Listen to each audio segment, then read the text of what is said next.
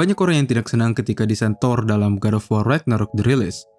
Penggambaran Thor yang memiliki badan layaknya strongman dengan tubuh kekar tapi gempal, juga dengan brewok dan rambut panjang berwarna merah, sangat jauh dari Thor yang dikenal atau familiar oleh kita. Hal ini mungkin terjadi karena kita sudah terbiasa dengan penggambaran Thor berdasarkan pop culture, seperti dalam film ataupun anime. I mean, it's alright, like... It's the biggest piece of dog shit that I have ever heard. Contohnya penggambaran Thor dalam Marvel Cinematic Universe yang sangat berbeda 180 derajat, di mana dalam MCU, Thor yang diperankan oleh Chris Hemsworth digambarkan sebagai seorang yang tampan, dengan rambut pirang dan punya badan layaknya model-model gym di internet. Namun tahukah kalian bahwa penggambaran Thor dalam God of War adalah yang paling akurat dibandingkan dengan Thor di MCU ataupun di anime? Mengapa bisa begitu? Let me explain.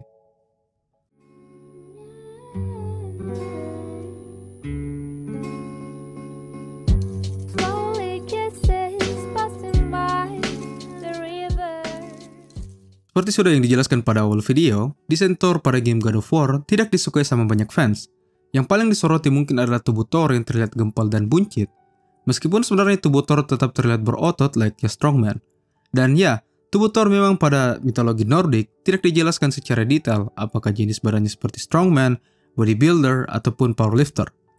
Tapi merujuk pada beberapa cerita dan penggambaran sosok dan perilaku Thor dalam mitologi Nordik, saya dapat menyimpulkan bahwa penggambaran Thor dalam God of War 80% akurat dengan mitologi Nordik. Nah, bagaimana sebenarnya Thor dalam mitologi Nordik? Dan sehebat apa Thor dalam mitologi Nordik?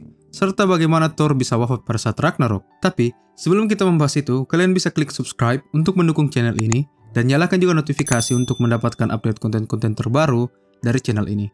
Kalian juga bisa klik like jika kalian suka dengan konten-konten yang membahas mitologi ataupun pop culture. Thor, the God of Thunder, atau Thor, Son of Odin, dan banyak lagi julukan bagi Thor. Thor adalah dewa yang paling populer dan salah satu paling berjasa dalam mitologi Nordik. Kata Thor sendiri berarti Thunder atau guntur. Thor juga adalah salah satu dewa terkuat, bahkan Asgardian, penduduk Asgard, dalam mitologi Nordik sangat mengandalkan Thor dalam melindungi mereka daripada Jotunnar. Seperti julukannya, Thor, Son of Odin, Thor adalah putra dari pemimpin para dewa yaitu Dewa Odin dan Jotun perempuan bernama Jord, yang mana dipercaya sebagai personifikasi dari bumi. Jadi Thor mempunyai darah Jotun di dirinya, yang mana sedikit ironis mengingat Thor menghabiskan hidupnya untuk berperang melawan Jotun. Thor digambarkan sebagai sosok yang memiliki badan yang besar dan tinggi, dengan rambut dan kumis serta janggut berwarna merah. Ia juga mengenakan Jerngraper atau sarung tangan besi yang mempermudah Thor menggunakan palunya, dan Meying Jord atau sabuk yang menambahkan kekuatan Thor 2 kali lipat. Thor juga mempunyai 2 kambing yang digunakan untuk menarik kereta yang ia kendarahi. Kedua kambing tersebut bernama Tangen Grisner dan Tangen Gyoster, atau dalam terjemahan bahasa Inggris disebut Teeth Bearer dan Teeth Grinder. Fun fact, Thor sering memakan kedua kambing tersebut kalau ia sedang lapar, dan menghidupkannya kembali setelahnya. Bahkan ada cerita Thor sempat memakan kambing-kambing tersebut bersama dengan keluarga petani. Meskipun Thor adalah anak Odin, namun Thor tidak sebijaksana Odin. Malah sebaliknya, Thor memiliki temperamen yang sangat buruk. Itulah sebabnya Thor beberapa kali masuk dalam jebakan. Selain itu, Thor sangat suka makan dan minum sebanyak mungkin.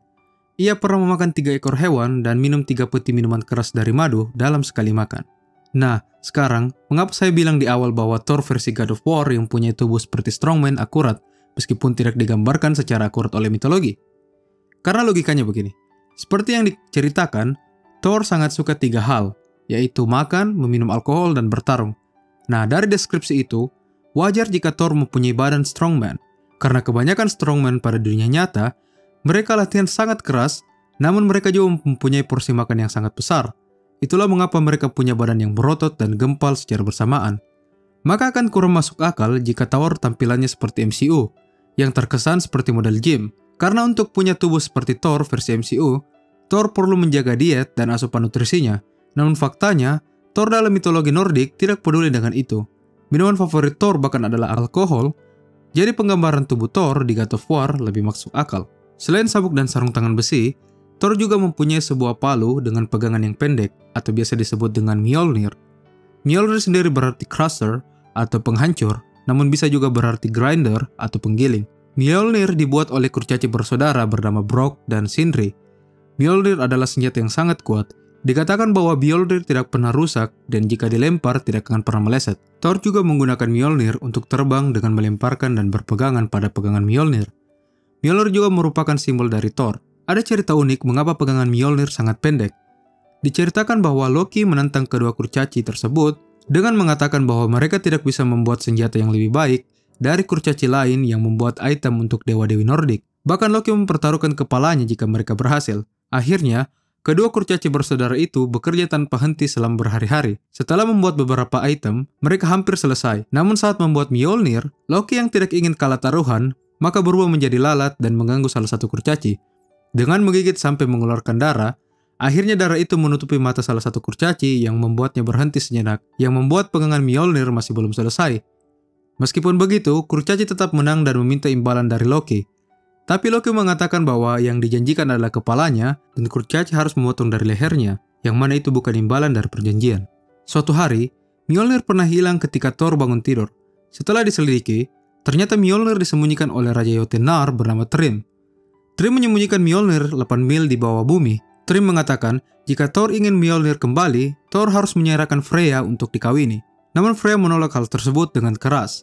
Akhirnya Heimdall menyarankan, bagaimana jika Thor yang menyamar jadi Freya dengan menggunakan gaun pengantin yang diserahkan ke Jotunheim? Awalnya Thor menolak. Namun karena Mjolnir sangat penting untuk Thor gunakan melindungi Asgard, maka Thor terpaksa setuju. Setelah itu, Thor didanai dengan gaun pengantin. Loki juga menyamar menjadi orang yang bertugas mengurus gaun pengantin.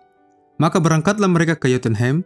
Meskipun terdengar bodoh, rencana ini berhasil menipu Thrym dan mempersilahkan mereka masuk ke aula kerajaannya. Setelah masuk, Thor yang melihat banyak makanan di meja kemudian memakan semua makanan tersebut sendirian. Thrym yang curiga kemudian menanyakan hal tersebut. Namun Loki beralasan bahwa Freya dalam tanda kutip tidak makan selama 8 hari karena mengantisipasi sebelum datang ke Jotunheim. Thrym kemudian percaya dengan alasan itu. Bro, how the f... Setelah itu, saat ingin menciumnya, Thrym kaget dan mundur, mempertanyakan mengapa mata pengantinnya sangat garang dan suram. Namun Loki lagi-lagi save the day dengan beralasan bahwa Freya tidak tidur selama 8 hari karena sangat bersemangat untuk datang ke Jotunheim. Dan lagi-lagi Thrym percaya dengan itu. Setelah itu Thrym menyuruh pelayannya membawakan Mjolnir yang akan digunakan untuk memberkati sang pengantin. Dan ketika palu itu diletakkan di pangkuan Thor, Thor langsung mengambil dan menghabisi semua Jotun yang berada di tempat tersebut. Emang Thrym gob. Kehebatan Thor yang lain juga diceritakan ketika ia berhasil mengalahkan salah satu Jotunheim terkuat bernama Hrungnir.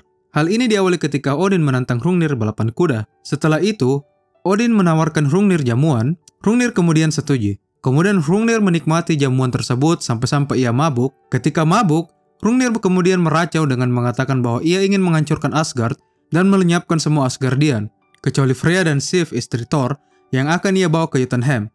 So asik sih bang. Kemudian Thor datang. Ketika Thor datang, Hrungnir yang masih mabuk menantang Thor dalam battle. Thor yang belum pernah ditantang pun langsung menyetujui hal tersebut. Singkat cerita mereka melakukan battle tersebut. Thor langsung melemparkan Mjolnir ke arah Hrungnir. Begitupun Hrungnir, ia juga melemparkan senjatanya ke Thor. Namun senjata Hrungnir bukan apa-apa jika dibandingkan dengan Mjolnir. Sehingga senjata Hrungnir kemudian hancur berkeping-keping. Mjolnir berhasil mengenai kepala Hrungnir dan membuat kepala Hrungnir pecah seketika. Sayangnya kaki Hrungnir menimpa leher Thor dan tidak ada dewa ataupun dewi yang dapat mengangkat dan membebaskan Thor. Sampai anak Thor yang bernama Magni, yang saat itu berumur 3 tahun, dapat mengangkat dan membebaskan Thor. Dari battle itu, Thor juga mendapatkan sedikit luka di kepala dari kepingan senjata Hrungnir. Kepingan itu kemudian tersangkut di kepala Thor sampai ia wafat. Tidak diceritakan alasan mengapa kepingan tersebut tidak bisa dikeluarkan meskipun dengan sihir sekalipun. Thor wafat ketika melawan Jormungand dalam perang Ragnarok. Jormungand merupakan monster laut berbentuk ular yang beracun dan sangat panjang, yang panjangnya bahkan dapat melingkari bumi. Diketahui juga bahwa Jormungand merupakan salah satu anak Loki. Jormungand sendiri berarti Earth Circler, atau dalam bahasa Indonesia dapat diartikan sebagai makhluk yang melingkari bumi. Dalam Ragnarok, Thor berhasil menghabisi Jormungand, namun ia juga terkena banyak racun dari Jormungand. Diceritakan bahwa setelah menghabisi Jormungand, ia hanya bisa berjalan sebanyak 9 langkah sebelum akhirnya ambruk dan wafat. Terlepas dari sepak terjang Thor, Thor merupakan dewa yang sangat dihormati. Thor juga dikenal sebagai dewa yang loyal dan bersedia melindungi Asgard dan Asgardian bagaimanapun caranya. Pada mitologi Nordik, Thor juga selalu disimbolkan sebagai kekuatan. Pasukan-pasukan Nordik selalu memanggil nama Thor untuk membantu mereka dalam pertempuran. Jadi itulah cerita Thor dalam mitologi Nordik. Sebenarnya masih ada lagi kisah-kisah Thor dalam mitologi Nordik, namun sepertinya akan terlalu panjang jika dijadikan dalam satu video. Mungkin saya akan membahas kisah-kisah tersebut di video lain. Anyway, that's all cerita tentang Thor. Gimana menurut kalian? Apakah kalian suka Thor versi MCU atau versi mitologi? Silahkan komen di bawah. Komen juga dewa atau dewi yang ingin kalian dengar kisahnya. Jangan lupa juga untuk subscribe dan like video ini jika kalian suka dengan konten-konten seperti ini. Like dan subscribe kalian juga bisa mendukung channel ini untuk pertama besar. Untuk penutup, please jangan bodoh kayak Trim. And I'll see you guys in my next video. Bye.